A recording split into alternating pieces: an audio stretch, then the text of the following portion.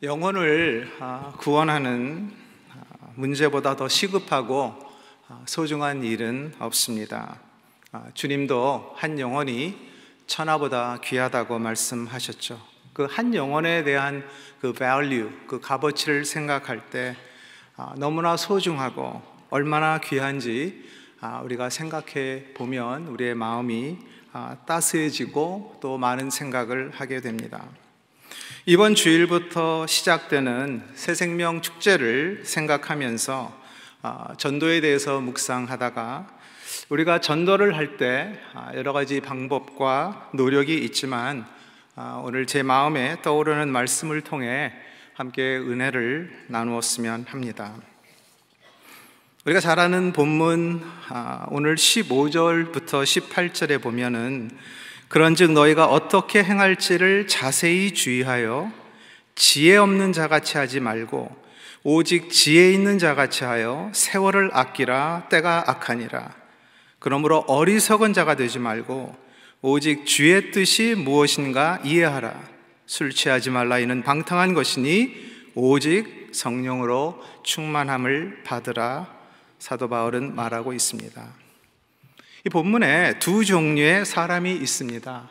지혜 있는 자, 그리고 어리석은 자, 다시 말하면 지혜 없는 자입니다. 지혜 있는 자는 어떻게 행할지를 자세히 주의하여 세월을 아끼는 삶을 삽니다. 여기서 지혜는 하나님의 뜻을 깨닫고 삶에 필요한 통찰력과 분별력, 그리고 삶에 적용하는 스킬을 말합니다. 반대로 어리석은 자, 그 지혜가 없는 자는 하나님을 믿지도 않고 주님으로부터 분리되어서 자기 중심적인 삶을 살아갑니다. 시편 14편 1절에 어리석은 자는 그의 마음에 이르기를 하나님이 없다 하는도다. 그들은 부패하고 그 행실이 가증하니 선을 행하는 자가 없도다라고 시편 기자는 말합니다. 우리가 영어의 philosophy라는 그 헬라어의 philosophia에서 나온 말이죠. philo스라는 말이 사랑이고 그 다음에 sophia가 wisdom이니까 the love and pursuit of wisdom이죠. 그래서 이 지혜를 사랑하고 그거를 추구하는 그러한 학문을 philosophy라고 우리가 철학이라고 말을 합니다.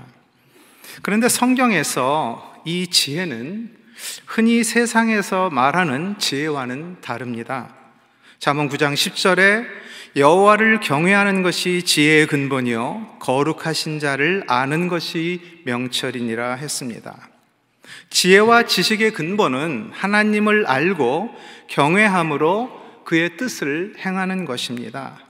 그것이 지혜로운 자의 삶인 것입니다. 성경에서 말하는 지혜가 무엇입니까? 하나님을 알고 인티밋하게 아는 거죠. 경험과 체험을 통해서 아는 거죠. 그리고 경외하는 것입니다. 잠언 1장 7절에 여호와를 경외하는 것이 지식의 근본이거늘 미련한 자는 지혜와 훈계를 멸시하느니라 했습니다. 여호와를 경외한다는 것은 악을 미워하는 것입니다. 잠언 8장 13절에 여호와를 경외하는 것은 악을 미워하는 것이라. 나는 교만과 거만과 악한 행실과 패역한 입을 미워하느니라 했습니다. 세상의 지혜는 하나님 앞에서는 어리석은 것입니다.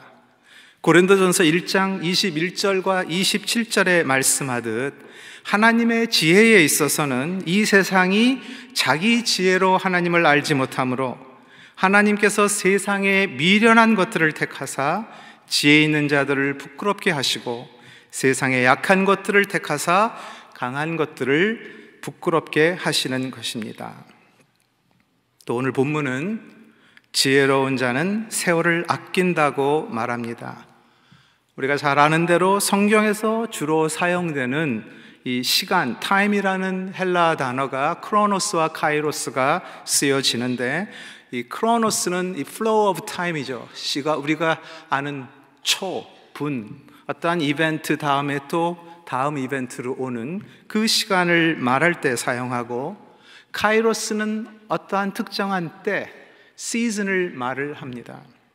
오늘 본문에 쓰인 단어가 바로 이 카이로스라는 말입니다. 우리에게 하나님으로부터 주어진 어떠한 그 순간의 기회를 말하는 것입니다. 그래서 영어 성경에는 make the most of every opportunity라고 번역을 했습니다. 즉, 우리에게 주어진 때를 인지하고 주신 기회를 놓치지 않고 최선의 선택을 하는 삶이 지혜로운 자의 삶인 것입니다. 현대인의 삶은 매우 바쁩니다. 예를 들면 물건 같은 거를 계속 사야 되지 않습니까? 쇼핑을 해야죠. 필요한 것이 있으니까. 또 음식을 하려면은 장을 봐야 되고.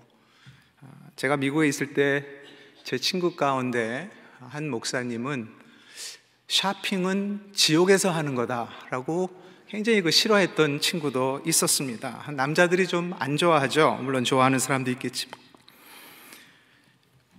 집에 가면은 먼지가 자꾸 쌓이니까 청소해야죠. 그러면 그걸 닦아야죠. 물건을 사고 들여놓고 음식을 또 재료를 사서 그걸로 요리를 합니다. 끝나고 나면 뭐 합니까? 설거지를 해야죠. 병원에 가서 몸을 또 체크업을 합니다. 그러면 또 약을 먹으라 하니까 약국에 또 가야죠. 치과에도 가야 되고 일도 해야 됩니다. 그것뿐만 아닙니다. 가정이 있습니다. 아이들 교육도 해야 되고 그들과 시간도 보내야 되고 또 아내와 특별한 시간을 나누어서 데이트도 해야 되고 여러 모임도 있습니다. 운동도 해야 됩니다. 건강을 위해서. 특히 우리 크리스찬은 더 바쁜 것 같습니다.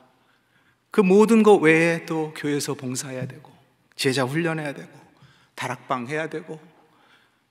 제가 여러분을 지금 디스커리지 시키는 게 아니라 That's our reality. 우리의 그 현실이라는 거죠. 그러니까 시간을 쪼개서 많은 일을 감당해야 합니다. 공부하고 지식을 쌓고 경험을 통해 이력서를 채우고 사람들과 시간을 많이 가지면서 인맥도 만들고 여러 가지 목표를 설정해서 계속해서 앞에 다가올 어떠한 꿈, 미래를 위해 준비하느라 바쁘고 정신없이 살아갑니다. 세월을 아끼라는 말씀은 시간을 최대한 잘 활용해서 바쁘게 살면서 많은 일을 해라 라는 것이 아닙니다. 예수님은 짧은 3년의 공생에 퍼블릭 미니스트리를 하시고 33세의 십자가에 돌아가셨지만 그의 마지막 말은 다 이루었다. 주님은 하나님의 주신 뜻을 다 이루신 것입니다. 하나님의 때, 카이로스의 타임을 잘 알아서 그분을 나타내야 할 때, 죽어야 할 때 다 아시고 그때마다 하나님의 뜻을 분별해서 아버지의 뜻을 행함으로 요한복음 17장 4절에 하나님을 영화롭게 했다. 나에게 맡겨주신 그 사명, 그거를 내가 마침으로 I glorified, 하나님을 영화롭게 했다. 하나님은 우리가 어떻게 행할지를 자세히 주의하여 행하기를 원하십니다.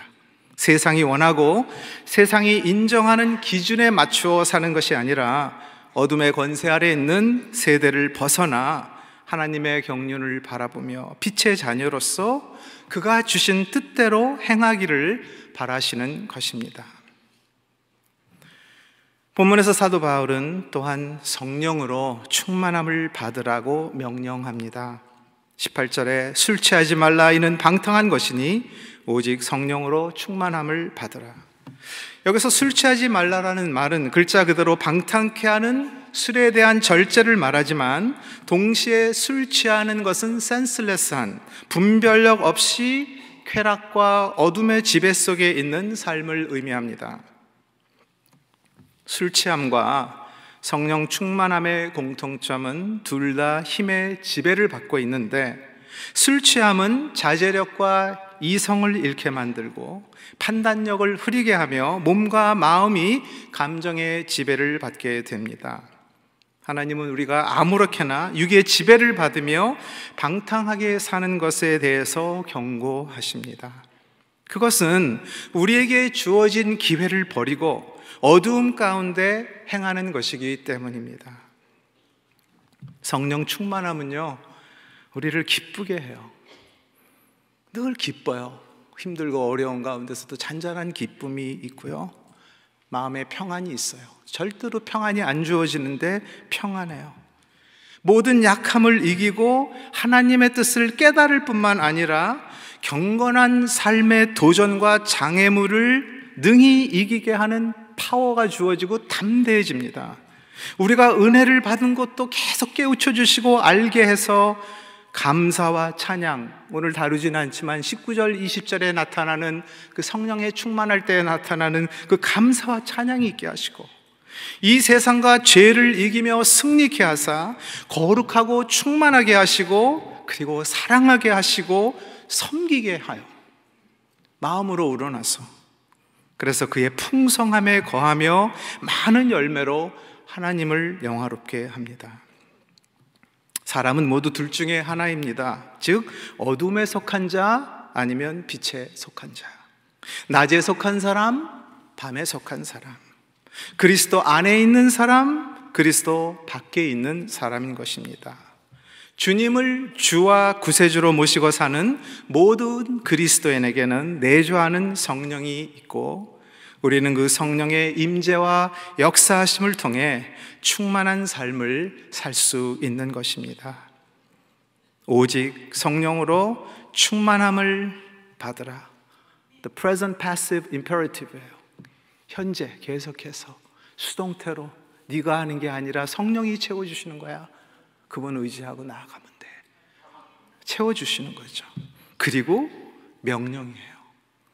그래서 being kept filled, 계속해서 충만함을 유지하고 살아라. 순간순간마다 죄가 들어오면 즉시 회개하고 하나님께 다시 얼라인시키고 말씀으로 내 마음을 채우고 그 주님이 주시는 기쁨과 그 능력으로 빛을 발하는 삶을 사는 것이죠. 독수리가 높이 날 수 있는 것, 날개짓을 많이 함으로 나는 것이 아니죠. 바람의 힘을 이용하고 바람을 타고 날아갑니다. 지치지 않고 힘들이지 않고 멀리 높이 날 수 있는 그러한 것처럼, It's not something we do, 우리가 하는 것이 아니라 성령님으로 하여금 할 수 있도록 그분께 나아가고 그분을 의지하고, 왜? 충만케 하시는 분은 성령이기 때문입니다. 그리고 현재 지금 행하여야 하는 명령입니다. 옛날에 그랬으니까 그게 아니라 계속적으로 day by day, moment by moment 계속적으로 성령께 서밋하고 드리고 그분의 토럴 컨트롤에 의해서 내 삶 속에서 절제가 나타나고 성령의 열매가 맺혀지고 온유해지고 겸손해지고, 과거에 내가 어떠한 성령의 충만함이 있었다고 그래서 거기에 의존할 수 없고, 내가 언젠가 미래에 앞으로 다가올 어때에 내가 다시 충만해지겠지 하고 바라보는 것이 아니라 지금 오늘 이 순간에 성령의 충만함을 입으라고 말씀하시는 겁니다. 그래서 계속해서 성령의 음성을 듣고 성령을 통해서 주시는 생명의 강수와 같은 하나님의 말씀을 먹고 마시고 계속해서 채워지는 삶을 사는 것이죠. 현재 우리는 그 어느 때보다 엄청난 정보와 지식의 시대에 살고 있습니다. 그러나 사람들은 점점 더 판단력이 흐려지고 무엇이 옳고 그른지조차 분별하기 힘든 혼돈의 세상이 되어갑니다. 지식의 시대에 지혜는 점점 없어지는 것 같습니다. 선을 악이라 하고 악을 선이라 하는 세상, 이 세상은 온통 회색으로 도배되어 있습니다. 절대적인 진리를 거부합니다. 모든 것을 받아들입니다. 사랑이란 이름으로 가장 기본적인 윤리조차 무너뜨리는 세상이 되었습니다. 우리는 전능자의 심판이 다가오는 것을 깨닫고 그때를 준비하며 종말론적인 삶을 추구해야 하며, 그래서 지혜롭게 행하며 세월을 아끼고 성령 충만함으로 이 세상을 사는 동안 하나님의 뜻을 실행하며 이루어야 하는 것입니다. 이 세상은 무지하고 무감각합니다. 앞으로 더 심해질 것입니다. 성경이 그렇게 말하고 있습니다. 참 지혜는요, 선행으로 우리 생활 속에서 나타납니다. 하나님의 뜻을 나에게 주어진 환경과 시간과 사건 속에 적용해서 그 결과가 열매로 그냥 자연스럽게 드러나는 것입니다. 마태복음 5장 16절에 너희 빛을 사람 앞에 비추게 하여 그들로 너희 착한 행실을 보고 하늘에 계신 내 아버지께 영광을 돌리게 하라. 빌립보서 2장 15절에도 이는 너희가 흠이 없고 순전하여 어그러지고 거스리는 세대 가운데서 하나님의 흠 없는 자녀로 세상에서 그들 가운데 빛들로 나타내며, 성경은 지속적으로 우리로 하여금 빛이 되어 어두운 세상을 빛내라고 말합니다. 그것이 하나님의 뜻입니다. 우리가 어둠을 밝힐 때 구원의 역사가 일어납니다. 영혼들이 하나님 앞으로 돌아와요. 전도의 열매가 맺히는 것입니다. 얼마 전 인도를 갔었는데 그곳에서 저희 선교사님들이 그 웩이라는 선교 단체에서 운영하는 그 재활센터죠. 여러분, 인도의 그 마약 문제가 심각합니다. 뭐 오피엄도 하고, 뭐 코케인도 하고, 뭐 말도 못할 정도로 집 하나 건너 마약 중독자가 있을 정도로 심한데요. 거기에서 이 센터에 와서 보통 그 withdrawal 기간이 그 금단 현상이 며칠에서부터 몇 개월까지 갑니다. 얼마만큼 내가 어떠한 강한 약에 중독되어 있냐에 따라서 달라지죠. 토하고 막 경련을 일으키고 말도 못해요.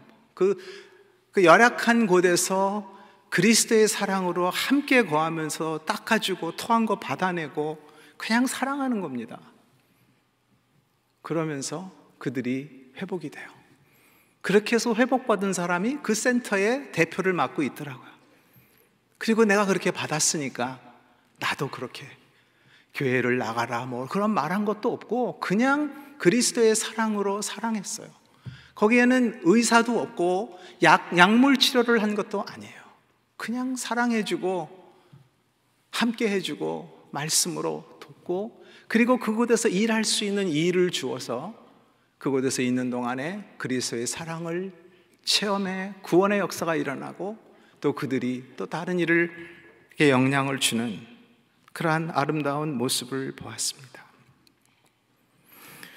이 세상에 영혼을 구원하는 문제보다 더 시급하고 소중한 일은 없습니다. 마태복음 16장 26절에 사람이 만일 온 천하를 얻고도 제 목숨을 잃으면 무엇이 유익하리요? 사람이 무엇을 주고 제 목숨과 바꾸겠느냐? 주님 말씀하셨습니다. 오늘 이곳에 계신 한 분 한 분도 주님께 프라이슬레스한 예수 그리스도의 핏값으로 산 너무나 귀한 하나님의 사랑받는 아들, 딸, 자녀인 것입니다. 나라마다 사회마다 귀한 신분, 천한 신분이 존재하지만 주님에겐 이방인이건 유대인이건 남자건 여자건 노인이건 어린아이건 부요하건 가난하건 한 영혼 한 영혼이 천하보다 더 귀한 존재입니다. 디모데전서 2장 4절에 하나님은 모든 사람이 구원을 받으며 진리를 아는 데 이르기를 원하시느니라 했습니다. 그는 세상의 모든 사람들이 죄와 사망의 법에서 해방되어 예수 안에 있는 생명의 성령의 법 안에 거하기를 원하시며, 로마서 2장 하나님의 자녀가 되는 권세를 주시고, 요한복음 1장 12절 생명을 얻게 하고도 풍성히 얻게 하시길 원하며, 요한복음 10장 10절 평화를 누리고 나음을 입으며, 이사야 53장 5절 우리의 눈을 뜨게 하여 어두움에서 빛으로 사탄의 권세에서 하나님께로 돌아오게 하고 죄사함과 그를 믿어 거룩하게 된 무리 가운데에서 기업을 얻게 하려 하시는 것입니다. 사도행전 26장 18절. 사랑하는 성도 여러분, 전도의 열매가 없을 때, 교회가 세상에 긍정적인 영향을 못 줄 때 우리는 우리 자신을 돌아보아야 합니다. 진정 내 자신이 하나님의 뜻을 행하며 지혜로운 자로 살고 있는지 살펴보아야 하는 것입니다. 세월을 아끼며 나에게 주신 환경과 기회 속에 온전히 들이며 세상의 어둠을 빛으로 비추고 있는지, 그리고 성령 충만한 가운데 풍성한 열매로 그의 임재와 그의 영광을 드러내는지, 다가올 심판을 바라보며 하나님을 모른 채 방황하는 영혼을 향하여 모든 사람이 구원에 이르기를 원하는 그 주님의 마음을 품고 있는지. 다니엘 12장 3절에 지혜 있는 자는 궁창의 빛과 같이 빛날 것이요 많은 사람을 옳은 대로 돌아오게 한 자는 별과 같이 영원토록 빛나리라. 이 말씀을 기억하며 우리의 소망이 어디에 있는지 다시 한번 돌아보는 시간이 되시길 기도합니다. 기도하겠습니다. 아버지 하나님, 이 시간에 우리의 눈을 열어 지혜를 주시고 우리를 성령으로 충만하게 하여 주시옵소서. 주님의 마음을 주셔서 이 세상 사는 동안 주님의 뜻을 이름으로 구원의 역사가 일어나게 하시고 주님 홀로 영광 받으시옵소서. 예수님의 이름으로 기도합니다. 아멘.